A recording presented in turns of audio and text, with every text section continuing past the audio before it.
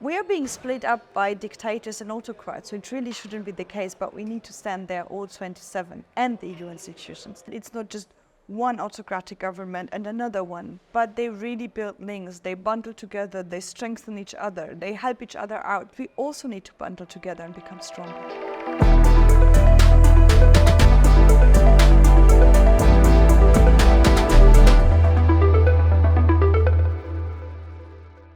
Hi, Mrs. Neumann. Thanks for being with us. 75 years ago, the United Nations adopted the Universal Declaration of Human Rights, to which European countries are also bound.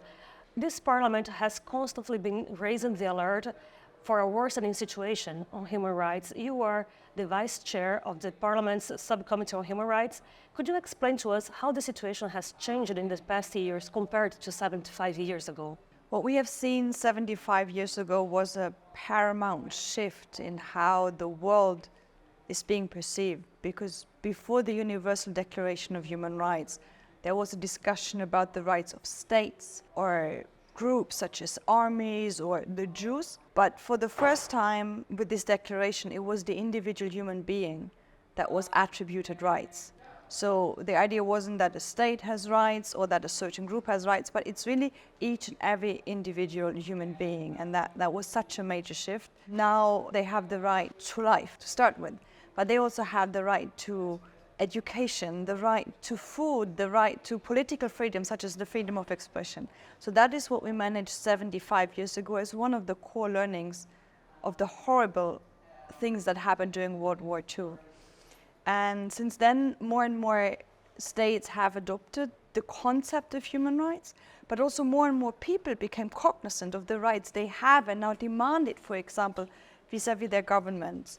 And these are the struggles we are seeing at the moment. For example, when women and men in Iran demand the right to freedom of expression, when women and girls in Afghanistan ask that they have a right to education, and they demand that from the Taliban, and they demand the international community to support them in this one. And this whole empowering of individuals to ask for their rights, well, that's something that we have seen that is good, but we also see how now, sadly, more and more governments do not feel very comfortable with their citizens asking for these rights and using repressive instruments to stop them. Parliament mentions a rise on undemocratic or authoritarian regimes in the world. Why would you say it's so?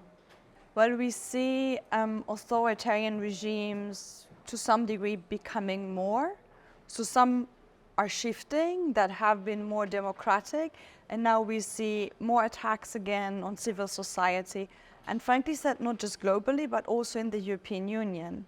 I have been working a lot with Polish civil society, for example, when it comes to the protection of the Oder River, which is a German-Polish border river. And on this river, there are massive construction works happening that are not good for the health of the river, but also not for the whole region, and it endangers sustainable tourism.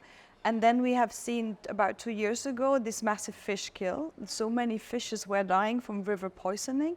And since many years, we are trying to do something against it. And in the beginning, it has been German and Polish organizations doing it together. But then the Polish civil society has been silenced. People visited them in the evening.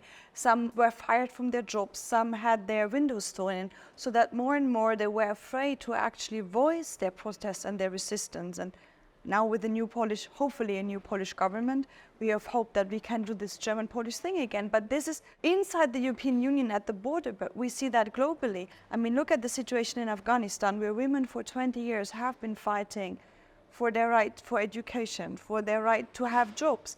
And they have advanced so much. We have even seen women ministers. And with the takeover of the Taliban, all of that is gone.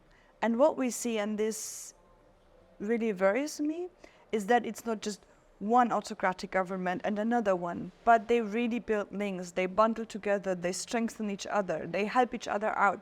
So it really becomes a strong force where I'm glad to see that still so many human beings, so many groups, so many states are willing to resist, but we also need to bundle together and become stronger. We're going to talk more about Afghanistan in a while, but before I wanted to talk more about what's going on in Europe, because besides this issue in the border with Poland and Germany, we are also seeing in some European countries media control, same-sex couples being denied the rights to found a family or to marry even. We're seeing police brutality.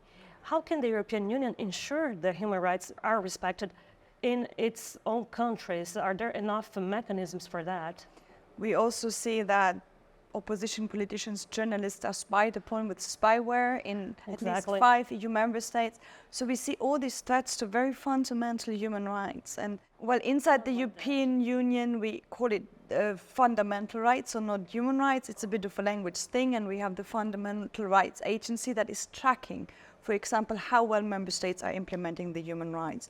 We have the Rule of Law report, where we assess, the Parliament together with the Commission, how the rule of law, so all this implementation of fundamental rights basically in the EU member states is taking place.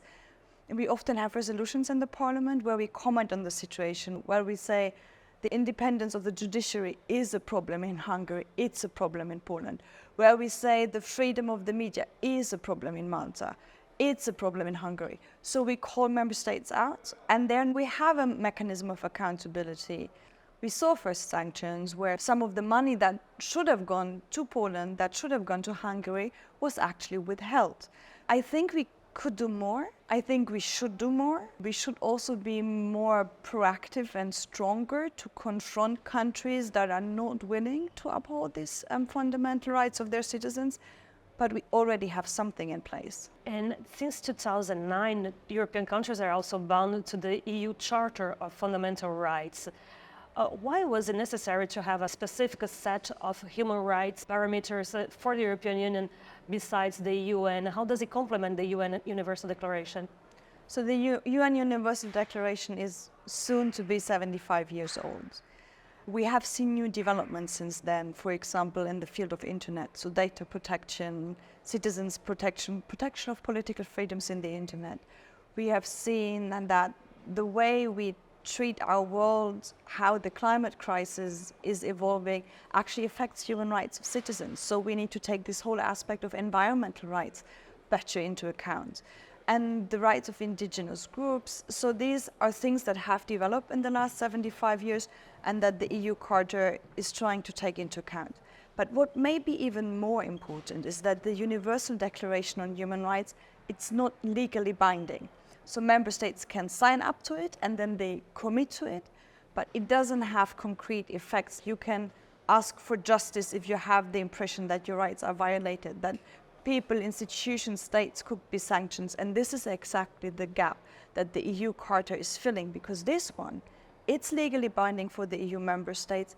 And what it does in addition, it strengthens the whole pillar of social rights, so that people actually have a right to a healthy environment, education, health services. So all these aspects that are non-legally enshrined in the Universal Declaration, they become much more political, and the right is much more underlined, and there's much more accountability through the EU Charter. And more recently, the EU has also adopted guidelines to ensure the protection of human rights defenders worldwide. You led Parliament's work on these guidelines. What are the tools that the European Union has to help protecting human rights defenders in other countries? So human rights and the declaration, these are important documents, but they only change how states work. They only change how we treat each other when there are people who actually implement and defend them. And these are human rights defenders. So frankly said, when we say we want to promote human rights all around the world, human rights defenders are our closest allies. They are the ones who do this in their country, in their community, in their family. And this is why they are often threatened. They are harassed, they are beaten up, they are imprisoned, they are killed. Almost every year there are more than 300 human rights defenders killed. So I think it is crucial that the European Union does everything possible to protect them. It starts with when someone gets imprisoned, we should ask for prison visit. We should ask for their release altogether. We should maybe also have a conditionality on our budget support to third countries. So we say we can only give you budget support if you make sure that the political freedoms of the people in your country are granted. And whenever we know that there is a threat against a human rights defender, it's important that ambassadors, for example, go and visit them so that those who put a threat on them know, well, it's not going to go unnoticed. That we continuously raise this in such things as a human rights dialogue, which we have with a lot of countries. At the moment, we are more reactive. But how can we actually make sure that they are protected in the first place, so that they don't go into prison, so that their family is not harassed? And here I think we have to work much closer with governments that, for example, have our budget support, with governments that we have trade agreements with. We have, for example, human rights clauses in trade agreements. If a country does not comply with its own human rights obligations, I mean, it's not that we force it to them. They are signatories to these charters. They are signatories to these treaties. So if they don't comply, maybe we revoke some trade privileges. And which other tools are missing for the EU diplomatic service to work on that and to help human rights defenders in other parts of the world? I'm sometimes a bit frustrated with all the member states, because we have seen that if the EU institutions and all 27 member states, they rally around a claim, they rally around the demand to free a human rights defender, we have a tremendous impact. But far too often, member states leave it to the EU to do the human rights work, and they continue with their business deals or whatsoever. So we are being split up by dictators and autocrats, which really shouldn't be the case, but we need to stand there, all 27, and the EU institutions. The other thing is, human rights work, mostly it's dependent on a third country as counterpart. But there are tools that we have at our disposal where we can decide 100% on how we want to use them. And I find it extremely frustrating that in these cases we don't even do it. So, for example, granting visa to human rights defenders. And in some cases, just having a 5-year multiple entry Schengen visa, for example, would allow human rights defenders to be outspoken in their country, because they can leave at short notice when they come under threat. But they can go back again when they think it's necessary for them to go back. And the other aspect, and this is one of these new things that is really growing, is transnational threats. So even if a human rights defender, let's take a Chinese dissident, manages to come to the European Union, ask for political asylum, and they get it here, it doesn't mean that they are safe. Because the Chinese, for example, also their secret service is working here. They are threatening them here. Sometimes they even disappear. We have the same thing with the Iranian diaspora. We have the same thing with the Syrian diaspora. And the European Union doesn't have tools to protect them inside the European Union Well, itself. in theory, we have tools. We have our secret service, we have our police, we have our security infrastructure.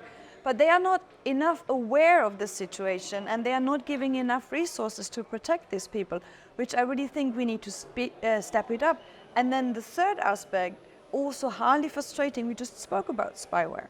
Sometimes spyware that is either produced in the European Union or that is co-funded by shareholders from the European Union, it goes out to countries where it's used against human rights defenders. And this is really a double standards issue that we need to stop.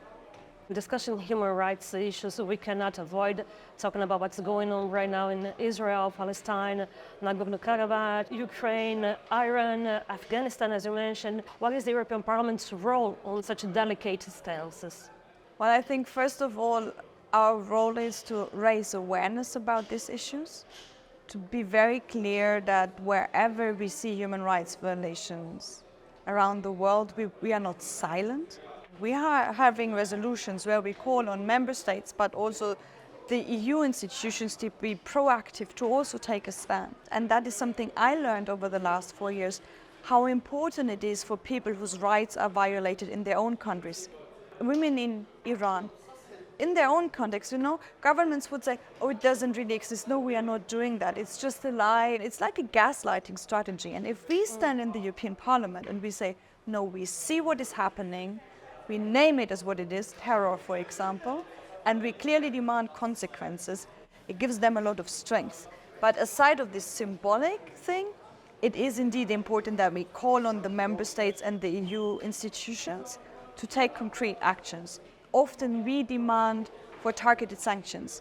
So we ask for targeted sanctions against the Wagner Group. It has happened.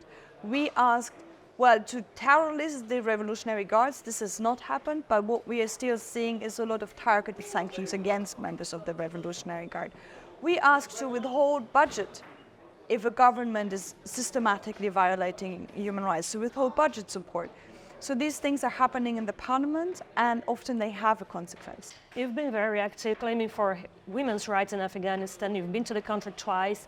How is the situation there now for women after the country basically vanished from the headlines? Frankly said, it's a disaster. Women have been fighting there for 20 years in a very conservative society, so even sometimes against the traditions in their own families, to be able to go to university, to be able to take jobs.